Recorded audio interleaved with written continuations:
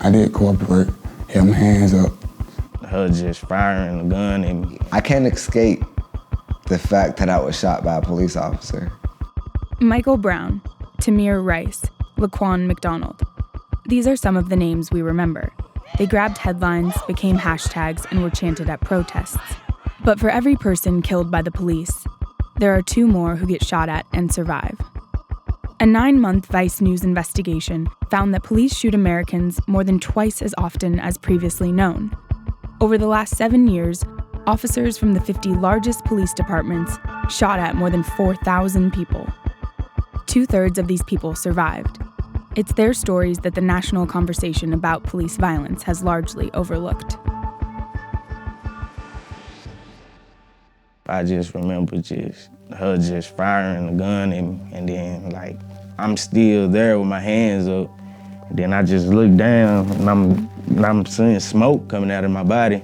So I was just like, "What you shoot me for?" And then she was just like, I'm sorry, I ain't mean to." And then I just remember screaming, whole left side of my body just numb, tingling, stinging, burning, and I just passed out.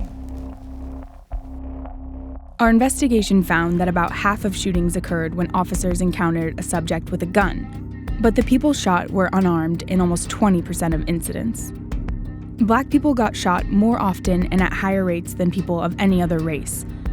Per capita, police shot Black people 3 times more often than white people.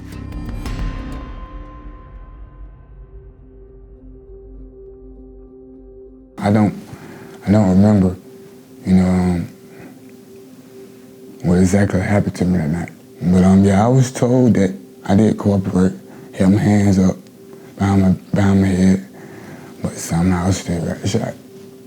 I was shot in the brain, have a brain injury.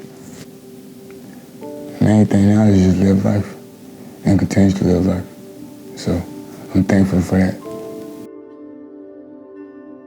One bright spot in the data is that the total number of police shootings has fallen by about 20% in the last 3 years. But that trend can be traced to a handful of large departments that enacted federal reforms. 7 of the 10 cities with the largest drop in police shootings had one thing in common: federal oversight. The impact of these shootings goes far beyond the numbers, and these survivors have become a living testament to one of the realities of American policing. For me, I can't escape the fact that I was shot by a police officer, right? It's like, even if I tried to, I go to sleep and I wake up and I look at this chair, and I would hope that more people would survive to tell their stories.